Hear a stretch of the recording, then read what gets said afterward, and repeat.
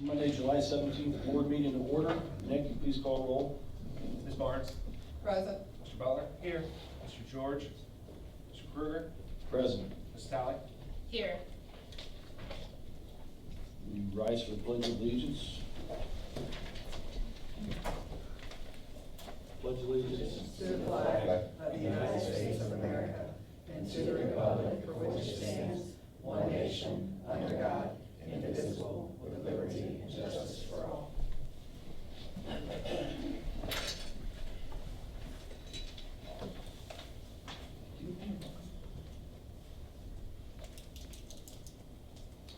Do we have any additions or deletions to the agenda? We do not. We do not. I'm going to need an approval for the agenda. So moved. Second. Mr. Butler, Ms. Talley. Nick, you please call roll. Mr. Butler? Yes. Ms. Talley? Yes. Ms. Barnes? Yes. Mr. Kruger? Yes. All right, motion passes 4-0. And there are no presentations this evening, as normal. We're gonna move right into public voice. And first to sign up is gonna be Kelly Knopfner. Nope, the right side. Other side. You don't wanna see it. I know. Other side. It's like that on the other side. All right, Nancy Holloway, please come up. There's a microphone, we're gonna hit green. Everybody will have 3 minutes for public voice. I'll go ahead and give you just kind of a warning. No, I got it, you right? I'll give you a warning signal when we're getting close. All right? All right, I'm Nancy Holloway. I'm here representing the adults in Winchester Steel Company, and also, I'm a concerned citizen. And I'm keeping it short tonight. I just want to acknowledge the care and concern that I saw from Superintendent Hunt and also Mayor Ebert this week in helping us find a way to rehome the steel band program. Thank you. Thank you.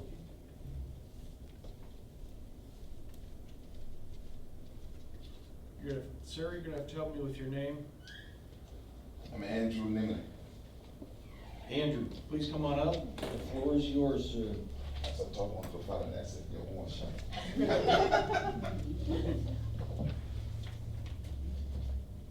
Go ahead. How you doing, everyone? Mr. President and members of the board, I want to say thank you, and President Hunt, I want to say thank you. I'm grateful to be here. My name is Andrew Nimley. I live in Gropo, Madison, and I'm part of, I'm running for Madison Township trustee, basically. I've been in Groveport for over 23 years. I was fortunate, I'm from Liberia. I'm an educator like you guys. I'm grateful to you guys for what you do. I teach at Coloma State as an adjunct, and quick story before I came here just out of high school, so America is my home from Liberia. I went through Coloma State, Franklin, and OU, running my own business for 15 years. All of my kids graduated from Groveport, Madison High School, especially my daughter. She was a valedictorian in 2016. She worked with Johnson & Johnson. This is her second year. She made 200,000. I'm so proud of her. Proud of all of my kids. But I decided to join in a race to be able to give back, because America gave me everything I know. I went to library, I think, 1 or 2 times. I don't know the country. I bless my mom is there, my mom was here, but I came to really introduce myself. And also to say thank you to you guys. I've seen a lot of things over the years. When I came in this country, I was so grateful, I stayed grateful. And when I saw textbook, I said, oh my God, this is heaven. Never seen where I came from Liberia. They got it right on the board, and they erase it, copy it. So it was different for me. So with all my experience on my own business, I decided to go back to just help. I call them a state. I just gave him back. So now I tell the student, I don't want nothing. I'm grateful, I'm blessed. God bless me. I'm a lay speaker. I attend Group United Methodist Church. I'm a strong person of faith. I preach the word of God. They say, you don't want to be a pastor? I say, I don't want to be pastor, but I love it. I say, well, my wife said the day God called me, but I preach group of United Methodist Church as a lead speaker in all in West Ohio Conference. But as I stated, I just come to let you guys know I will be spending a lot of time in this community. I destined already to spend 2 months here to campaign, to speak to everyone that will give me an opportunity. But I come graciously to tell you thank you, and to basically I've gone to all the other meetings. I said, no, I gotta come to this board meeting. I just want to let you guys know I want to be part of the township. I want to say thank you for the cooperation, for the resources officer the township gave you guys. I hope when God gives me the opportunity, we'll continue to do that. Yes, sir. Got someone who believes in safety. So if you see my camping stuff, you'll know I'm personal. Feel as I say, I'm a gun owner. And I really believe in every amendment of the law in this country. So I always tell my kids, my first is 28. Boy, I would never, you already heard, but I would never come to you if it causes trouble. So I don't want to go or what trouble, stay out of trouble. Be good. So I just want to say thank you for the opportunity. Thank you. Thank you. God bless you. very much. Nice to meet you. I appreciate you coming. Thank you. Next up is Conrad Deeb. Come on up.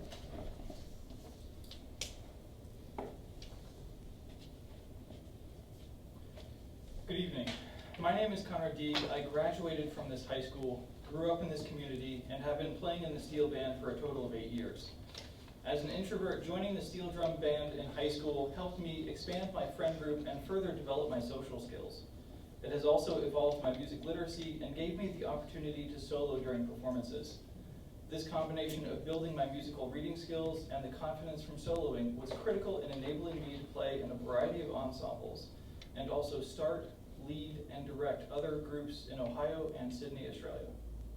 Early in my education, I heard a quote which continues to stick with me to this day. Remember, you are unique, just like everybody else. This quote reminds me that while I have had unique experiences which made me the person I am today, there are numerous students just like myself currently developing and growing which should not only have these same opportunities, but more. Having volunteered my time with local high school students over the past few years, I have seen students sharing my introversion slowly break out of their shells while discovering their love for music through after-school activities not offered at other schools, and I have witnessed the eye-opening excitement in students as they experience the professional side of theater stage management when participating in wider community productions. I'm sure these are only a sampling of experiences invoking excitement in students as they discover their passions, start to find themselves, and determine which life paths they yearn for. However, having heard student discussions, I know many of these highly impactful programs have either already been cut or are still in limbo, teetering on the edge of dismissal. These include guitar classes, advanced music theory courses, Winchester chimes, high school fall shorts, historic ghost tours, Christmas in the Village involvement, middle school and high school jazz bands and steel drum ensembles, pep band, and the after-school select vocals ensemble. From a student growth perspective, I can't help but wonder, how many students still discovering their love for music or theater or needing a safe space to grow are going to be left behind because these programs they've come to know, love, and or expect are being cut? Should students, parents, and community members be concerned about newly hired staff or administrators dismissing long-held programs within the district? And from a district growth view, I'm curious to know how the board anticipates the community reaction when new tax levies are requested, knowing how many opportunities the school has withdrawn from its students. I urge you to recognize the importance of performing arts extracurriculars and to continue these existing programs to empower all our students for success. Thank you for your leadership and consideration. Thank you, Thank you. Conrad. Appreciate your words, everyone tonight. Thank you.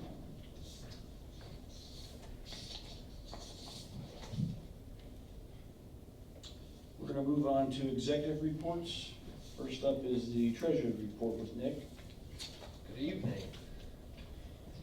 Gonna keep it short tonight. We talked on the forecast in May and then June. So we're closing the fiscal year.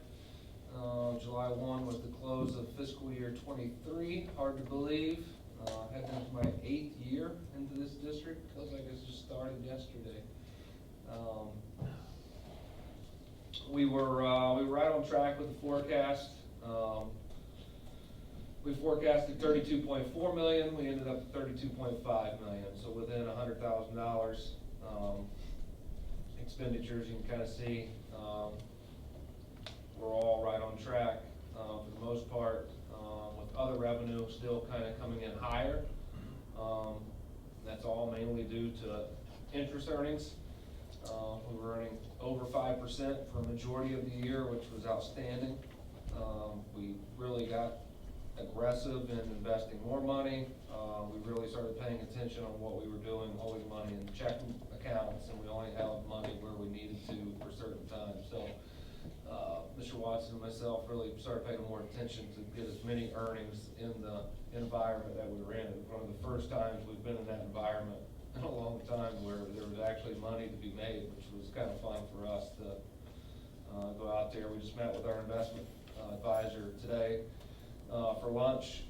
Things are still doing pretty well, but they are starting to come down some in certain windows. We're developing a strategy to make sure we get out into 3 to 5 windows when we have maturities coming up here in the next 6 months to really make sure we at least lock things at over 4%. Because the Fed rate could change anytime. Inflation really is controlling that market right now. So we earned just over $400,000 last year, I think it was. For 14, we earned $1.4 million. So it was $1 million added to our revenue sheet just by being aggressive and determining what the interest rates were going to do.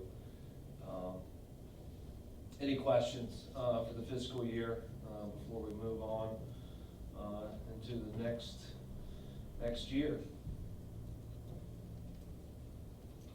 Questions? Board? I know in the fall we'll get that updated 5-year forecast, and that'll be a little bit more, that'll probably have more information from this new state budget. It will, yeah. So the November forecast will be the updated year. So now fiscal 23 will shift to actual, and then we'll bring on fiscal 28. The forecast in November and May of this year goes through 27. So this will bring on 28 and shift 23 to the actual. So we'll have one more year of forecast. And then, like I said, this one will go to actual years. Health insurance, just want to go real quick over that. That also ended our fiscal year.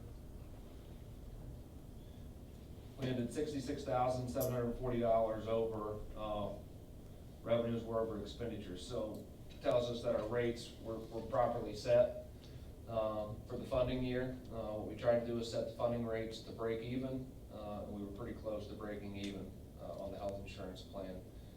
Ending balance of almost $2.8 million, which gets us off to a good start for next year. Stop loss will reset July 1, so claims will start piling in July, August, and September, since the stop loss is resetting.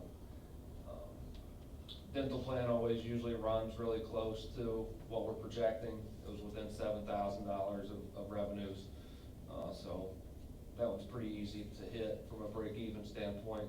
There's not a lot that happens high claim-wise on the dental side. So strong cash balance there as well. So both the medical and the dental programs are strong and heading into next year. Very surplus balanced. Any questions on the health insurance? I will have a presentation, but I'm going to wait until we get to action item number 1 for the levy information. So that's all I have for executive reports. Any questions for Nick? All right. We move to the superintendent's report. Kaya? Thank you. I again am going to keep the report fairly short today.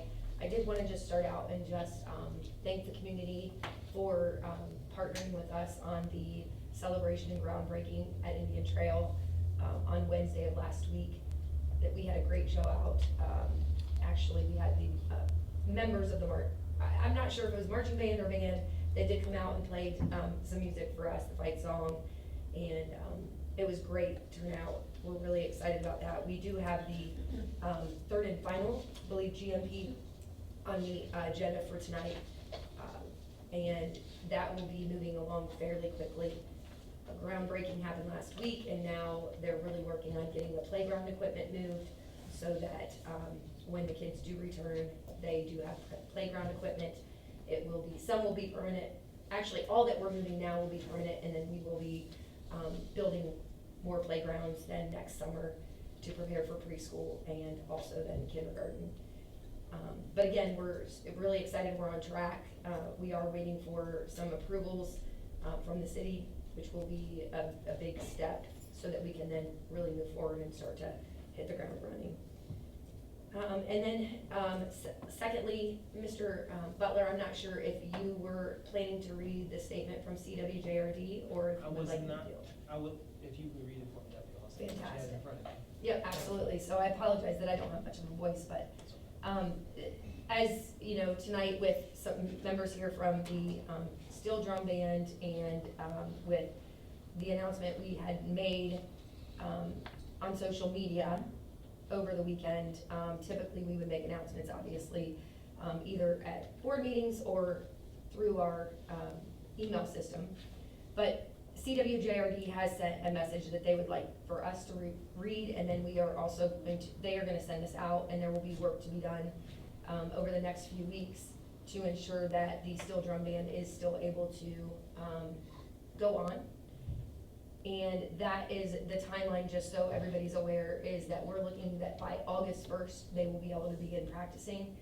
There is, it's extremely important that the adult members, from what I understand it, that the adult members are able to practice before the parade and actually the opening of Labor Day festivities, because they open that. And so they need the practice through the month of August. So by August 1, that's our timeline when we will be able to at least start practicing. So things are gonna happen very quickly, but the statement is, the Canal Winchester Joint Recreation District, CWJRD, has been seeking new opportunities to engage the community in areas other than athletics.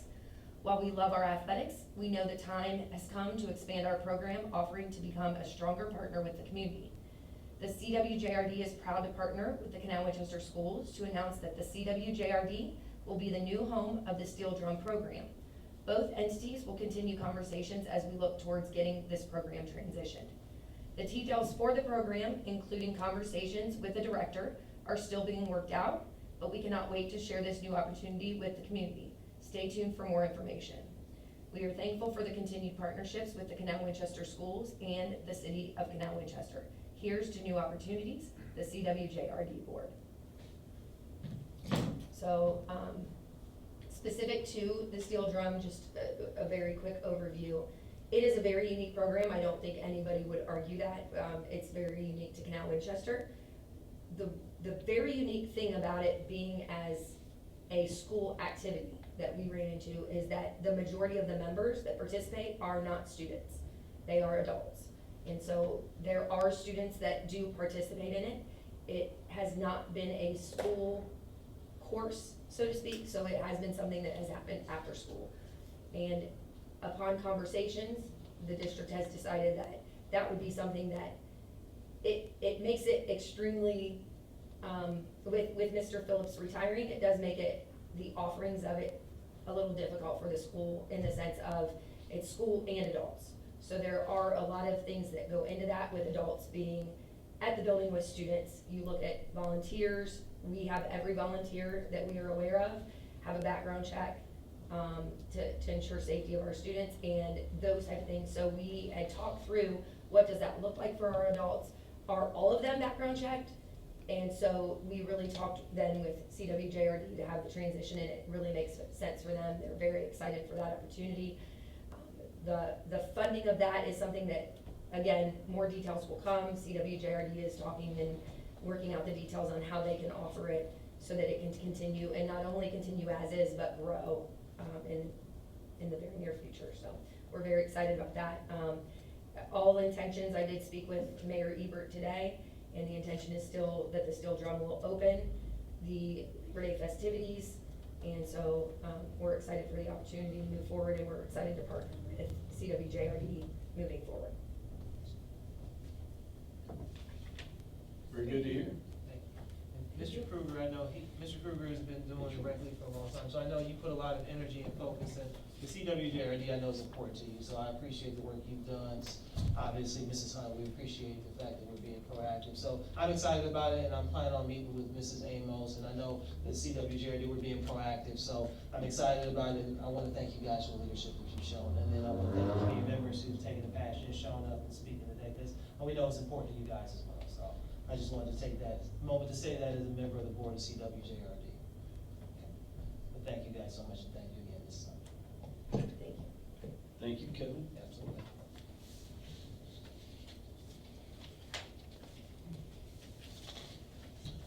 Okay, we are gonna move into the consent agenda. I need a motion for approval. So moved. Second. Ms. Tally, Ms. Barnes. And we're gonna go, Kaya, I believe you're gonna kick it off here, correct? Absolutely, yep. So number 2 are the minutes from the June 12th meeting. And also, we have minutes from the special meeting July 7th.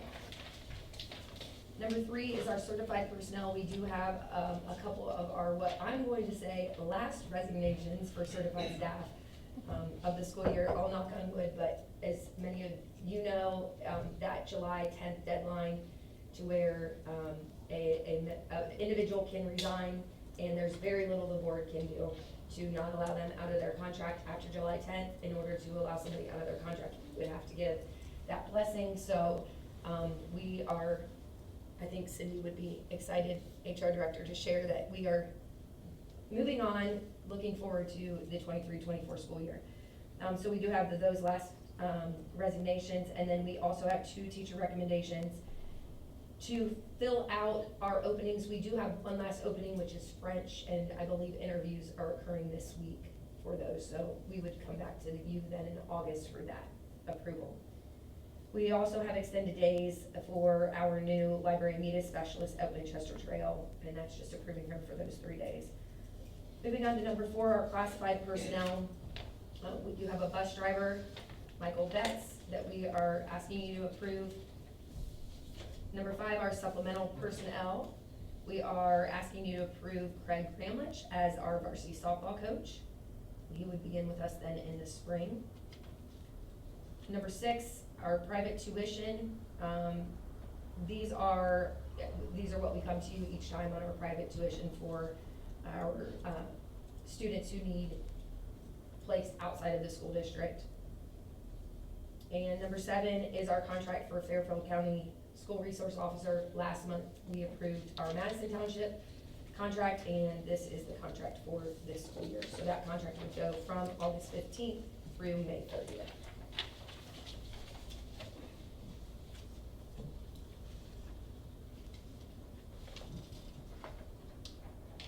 And that is the consent agenda. Anybody have any questions for Kaya on consent? I have one correction to the June 12th regular meeting. We did not hear from CWEA. They weren't present. So that should be stricken from the minutes. Thank you. You're welcome. I just tested you to see if you were reading. You weren't, so You just. always test me. Hey, Nick, I won that bet. Just kidding, that's my best. All right, any other questions Good catch. or changes? Anything going, no? Okay. So we're gonna move on to the action items. Just take a vote on the consent. Yeah, let's do that. Go ahead, Nick. Ms. Tally? Yes. Ms. Barnes? Yes. Mr. Butler? Yes. Mr. Krueger? Yes. Consent passes 4-0. On to action item number 1, resolution to proceed. I need a motion. I'll go ahead and make a motion. I need a second. Second. Ms. Tally. Who's got, Nick? Yep. So this is a resolution to proceed to put the language on the ballot for November. I believe that's 7th, isn't it? Of this year. Just kind of want to give a levy plan and kind of property tax overview. So I'm going to start and end with the levy timeline. You can see that this emergency levy was originally passed in 2009. We came back in 11. I passed it for came back in 14, passed it for a 5-year, came back in 19, and passed it for a 5-year. We're looking to do another 5-year in this levy cycle, and then in 2029, we're gonna look to do a 10-year emergency levy to stretch us out, so we've got some room for, if we do need to levy additional taxes, because you'll see in a minute, we've got some debt, millage is falling off in the 2034 area. It allows us to be able to pick that up and not contest against ourselves with the existing levy. So cash balances, this kind of shows you what it looks like with the levy. So at the end of the 5-year forecast, we're looking at 41 million. Without the renewal, we're looking at 23.8. The levy's worth about $6.9 million of our revenue. So it's pretty substantial, and this would continue to drop if we do not pass that, and we would be deficit spending very quickly. So it is important to renew it, to maintain what we're doing, and we're not always reacting, chasing.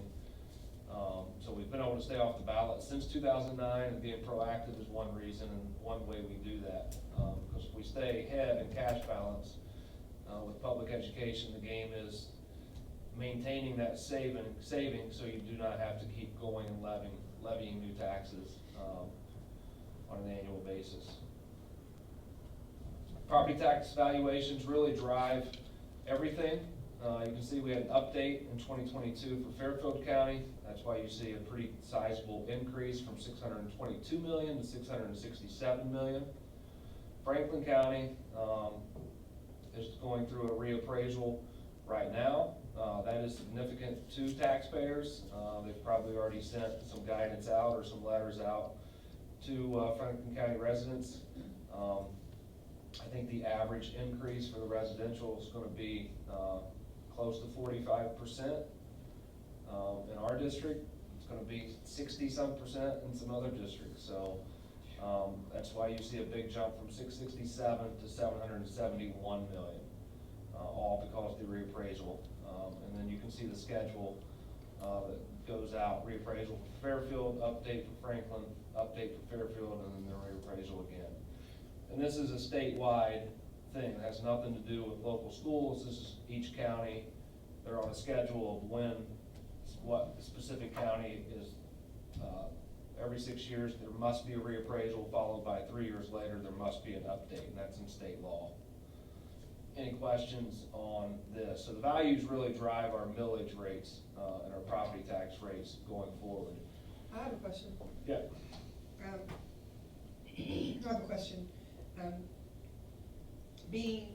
You said 45% max, 45% increase for Franklin County, but isn't that for new purchases or refinances, not for existing homeowners who are just on the regular schedule? Isn't there a max for Franklin County that they can't raise your taxes more than 7% at a time? No. It's going to be countywide. Okay, because that letter, I probably need to show it to you, but the letter I had gotten said something to that effect, but I didn't really read it in a lot of detail, but that's what I understood. Yeah, there's no max on values. Now there is rollbacks and reduction factors at play, but unfortunately we're at the 20 mil floor. I'll show that in a second. 2 years ago, we were not at the 20 mil floor. We were at about 24 mils. So as values increase, you continue to roll that back. So the only increase that we were able to get was on the inside millage, which was 5 mils.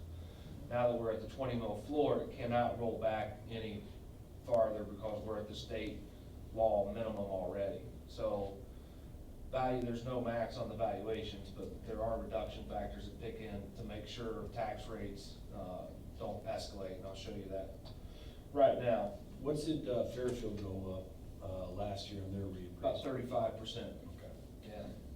That was just an update. Oh, that was the update, that wasn't the reappraisal? That wasn't the reappraisal. Okay.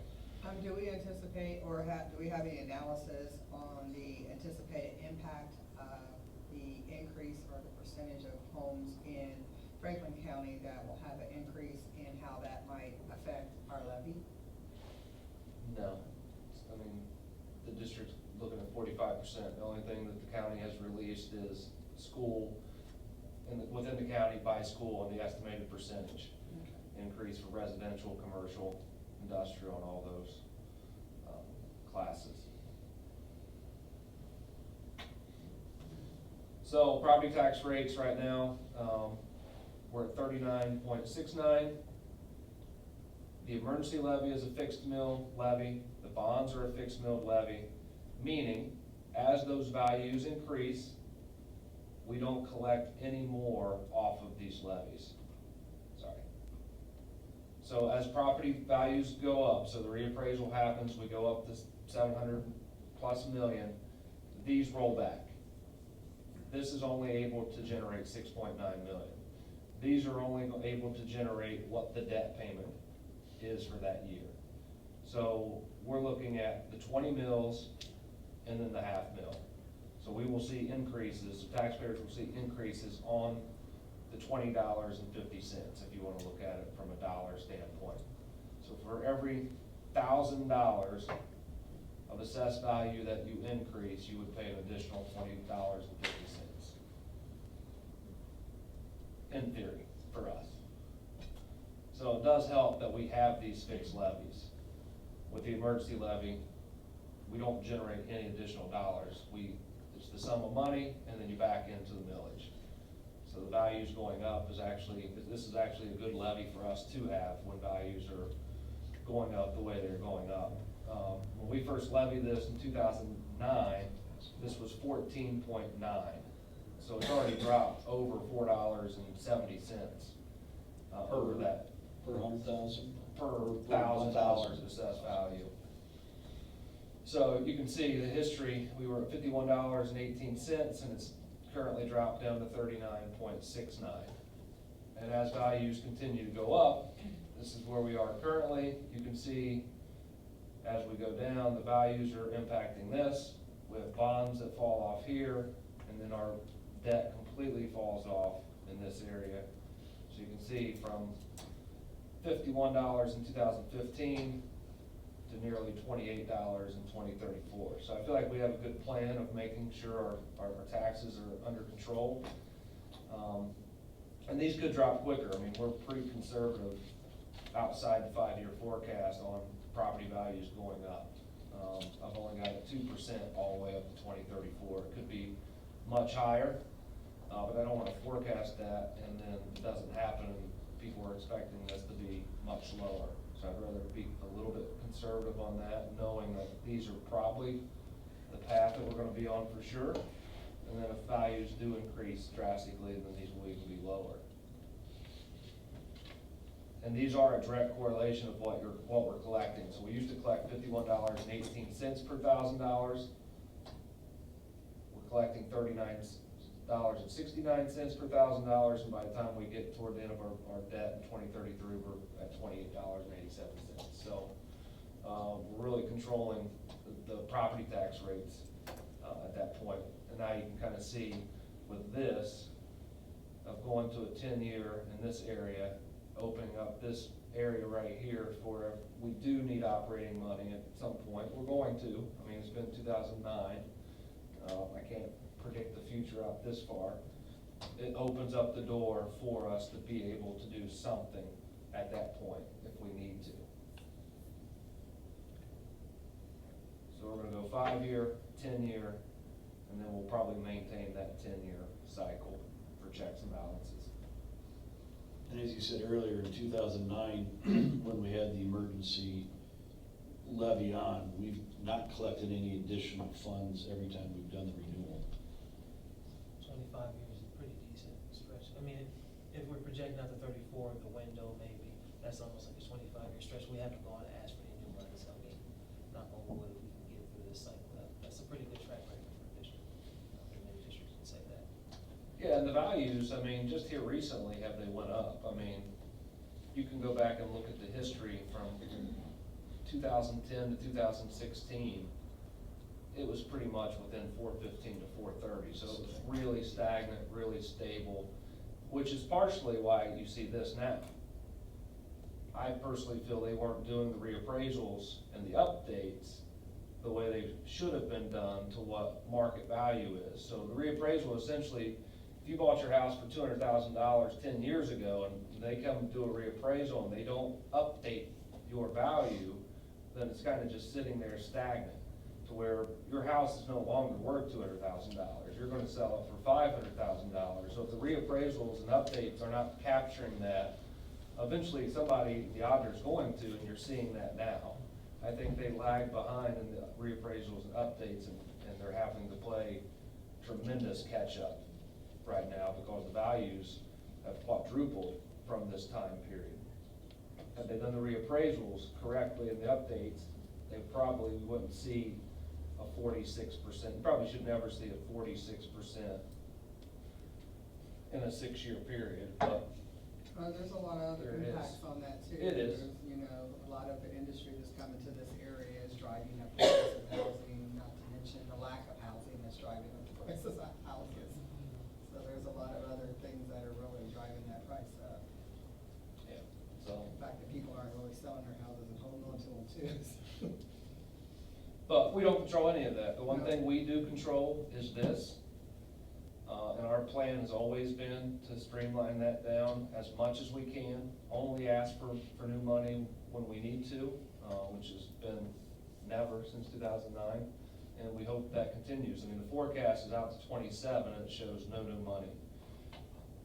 I'd venture to say the forecast in November is gonna take us out to 28 and show no new money. So, like you said, 20 to 25 years of no new money is pretty good. And as long as the economy stays solid, that trend will continue. We happen to be in Central Ohio, which is she said, very nice. You've got Intel coming. There's a lot of good things that's driving other factors for us. State budget was a short-term win.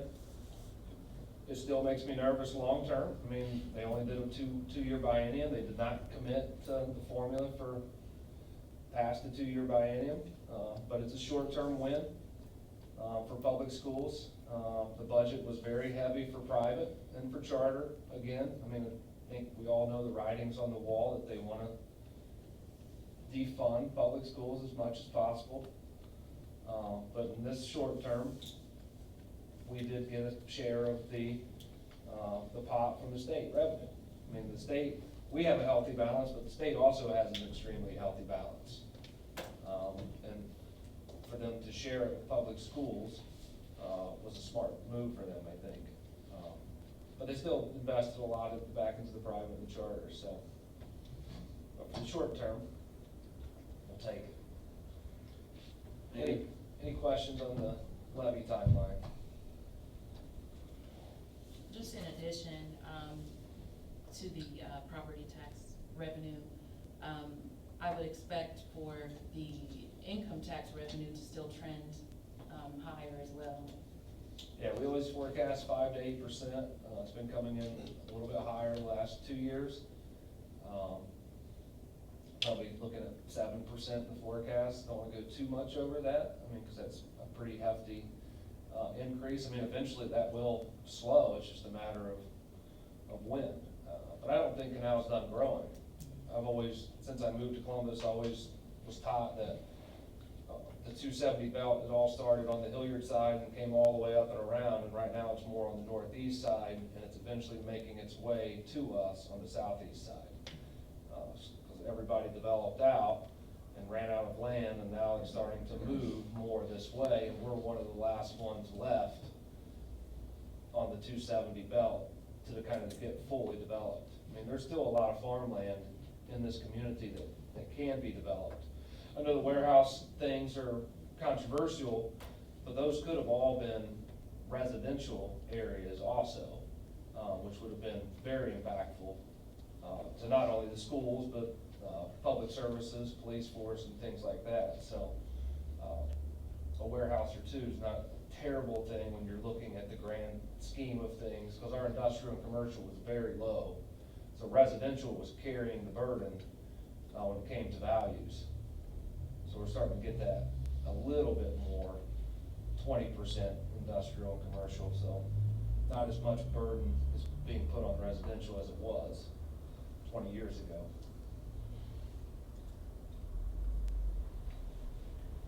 All right.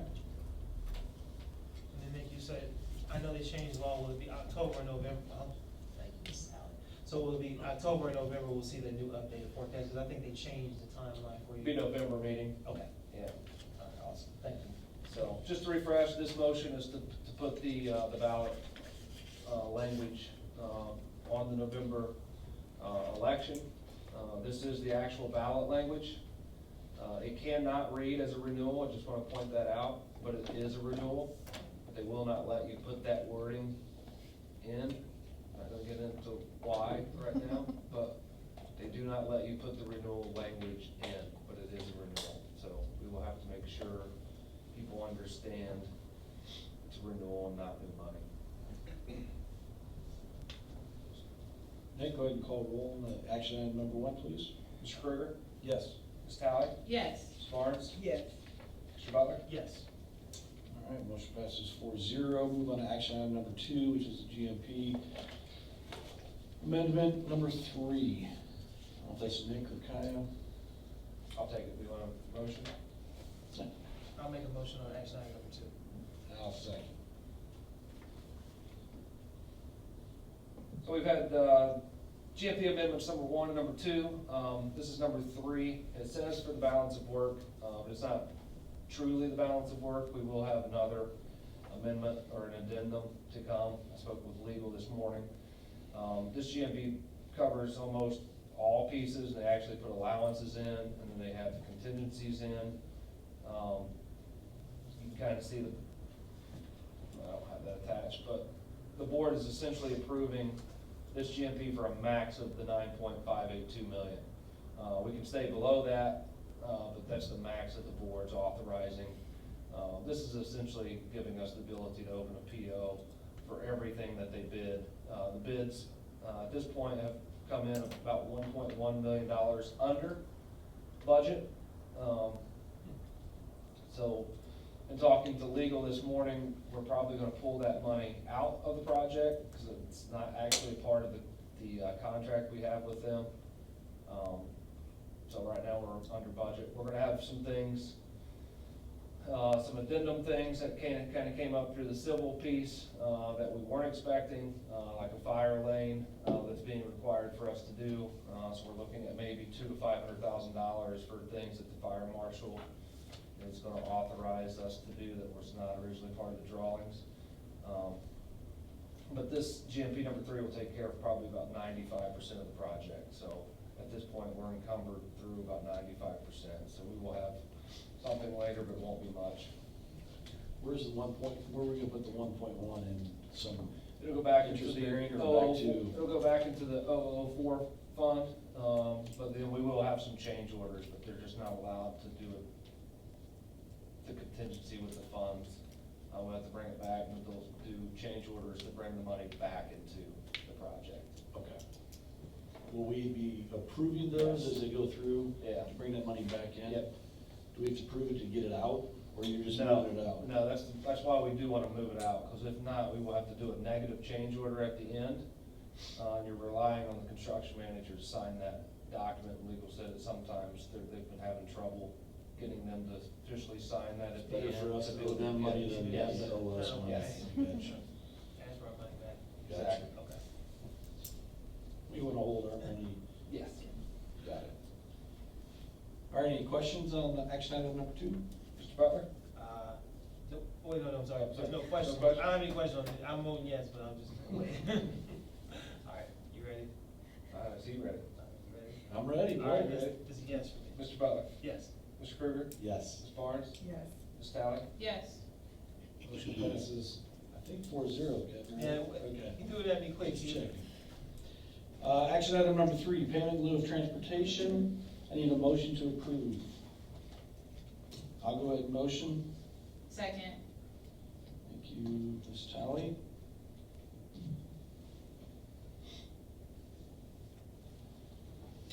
This is a standard item. We're required, if we offer this to parents that we're not gonna offer transportation to, they can take a payment in lieu of.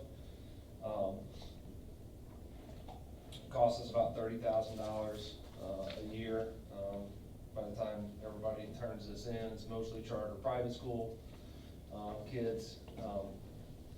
While we're on this transportation, there was another piece of law that came into play. So we were always required to transport private and charter school kids, but before, when we closed school, we did not have to transport those kids to the private institutions. Now we're going to be required to. So even if we close for inclement weather, we're gonna be required by law to still take kids to a private school if they do not also close. So, there were some other different Basically, it gives- transportation items in there that's gonna change this payment in lieu a little bit. So we may have a little bit more money that pops out of here, so it could be closer to 50,000 by the time we're. Can we also recoup funds that we paid for days that they don't have school and we did? Can we go backwards? Because I'm sure their schedules aren't the exact same as ours. No. And this is just basically the parents invoicing us per se Yes. for that. Yeah. Yeah. Okay. Questions? Mr. Roberts? Mr. Creer? Yes. Ms. Talley? Yes. Ms. Barnes? Yes. Mr. Butler? Yes.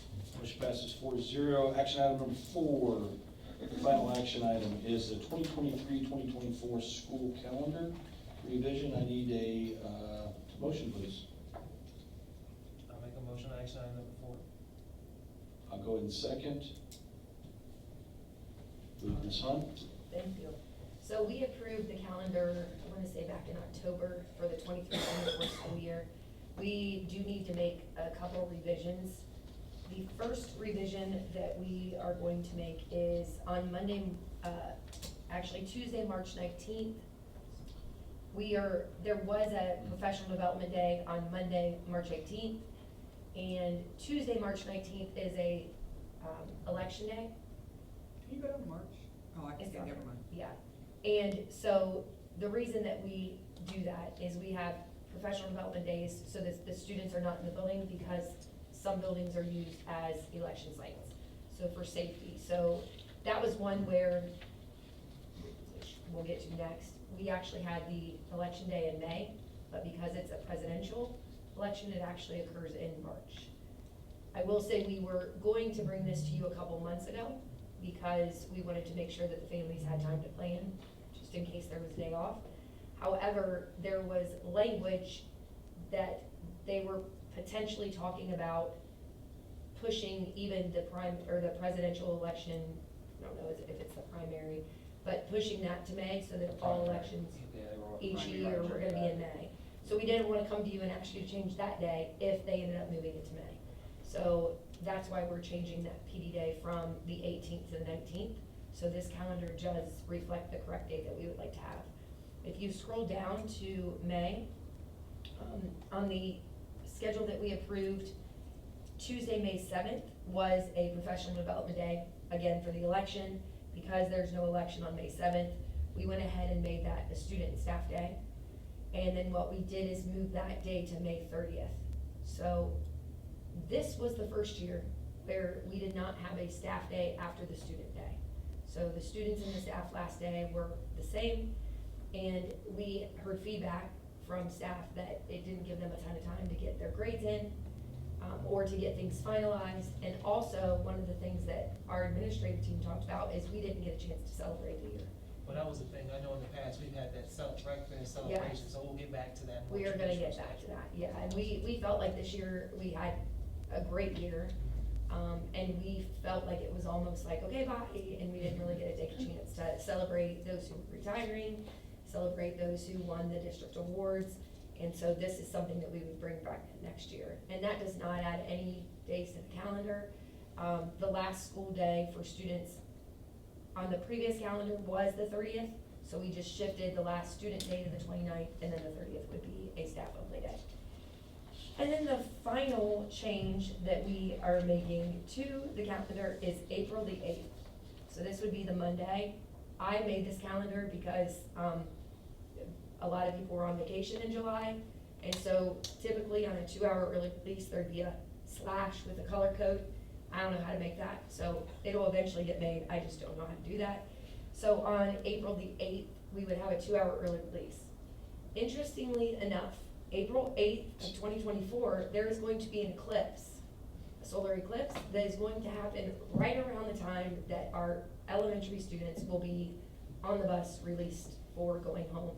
And a lot of the Central Ohio schools and superintendents have been talking that puts us at a liability if they're on the bus. And with a one bus driver, there's no way we can control making sure they have their glasses on or that they're not staring into the sun. And so that day, we talked about making it a non-school day. We just felt like coming back from spring break, as you notice, we already have 6 school days off. It would be best to have an early release on that day. So then that April 8th would become a 2-hour early release. You're saying when you tell a first grader not to look at the sun, They're not gonna look at the they're sun. not gonna look at the Yeah. sun? Gotcha. Yeah. Kindergarten, first and second grade are the ones that would be on the bus at the time. They're predicting between 3:30 and 4, and that's the exact time that they would be on the bus. So, those are the changes, and we ask that you approve it so that we can move forward and, let our community know that those small changes have been made. And we did, I know the question, we did talk with the, CWEA executive leadership, and they, put a survey out to their executive team. It was very short notice for them, but they all were fine with it, and they will communicate with their,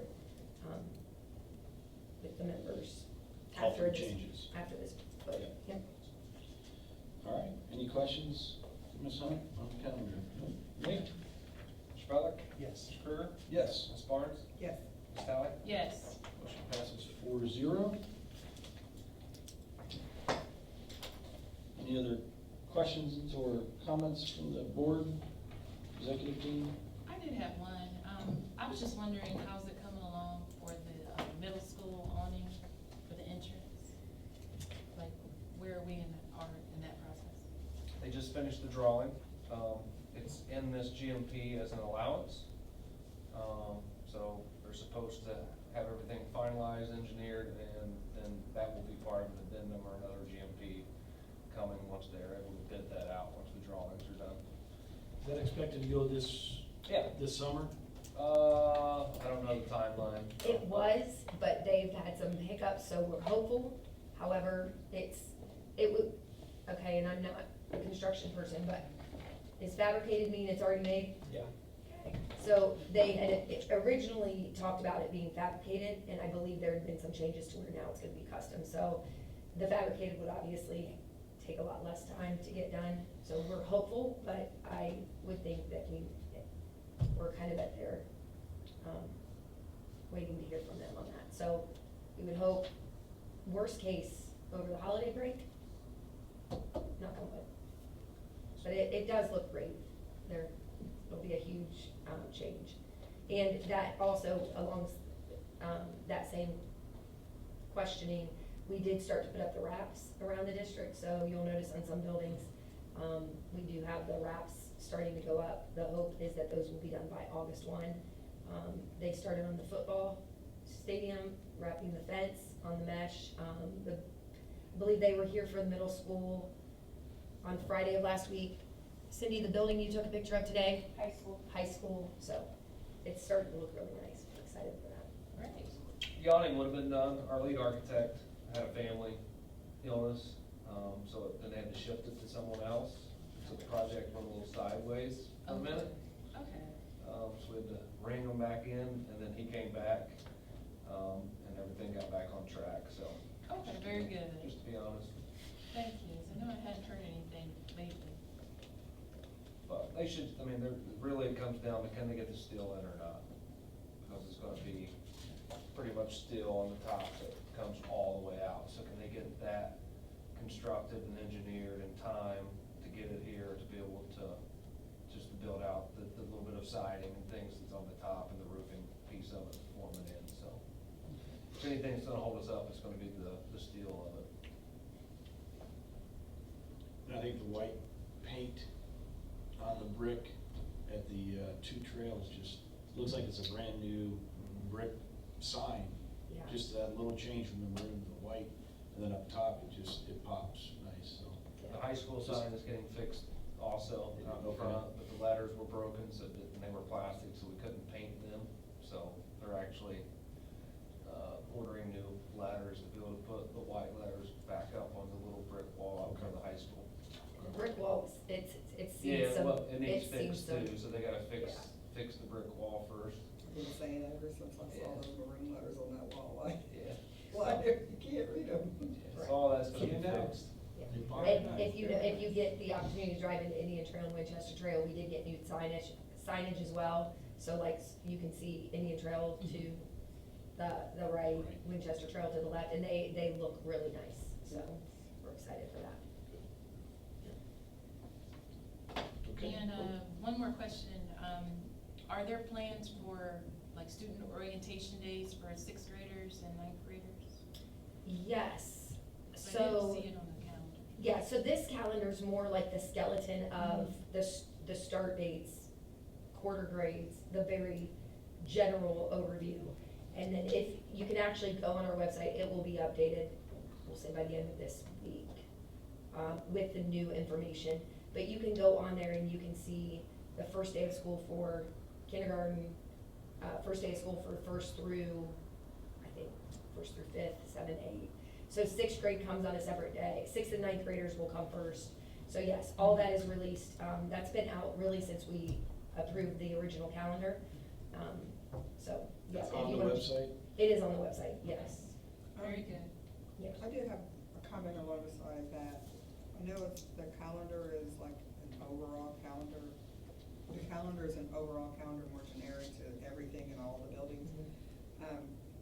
That's the one place that I always find that I go to look for certain things.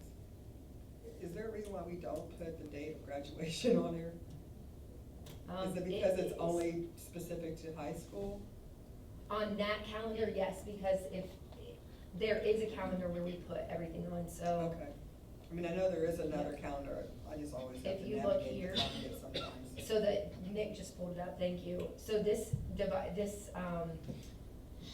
document here shows all the important dates. Okay. And that is on the calendar. If you go to the right side and scroll down, you'll notice that graduation says TBA. We will update that. We just scheduled graduation. Typically what we do with our relationship with World Harvest is as soon as graduation's done, that next week we schedule the next year's graduation. So I know it is scheduled right now off the top of my head. I do not recall the day. Okay. Yeah, we'll update that with the new dates.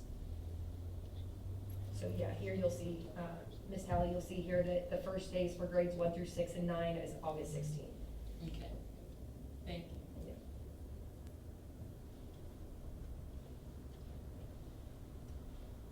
All right, any other questions? Now I need a motion to adjourn the meeting. Second. We'll adjourn at 8:02 PM.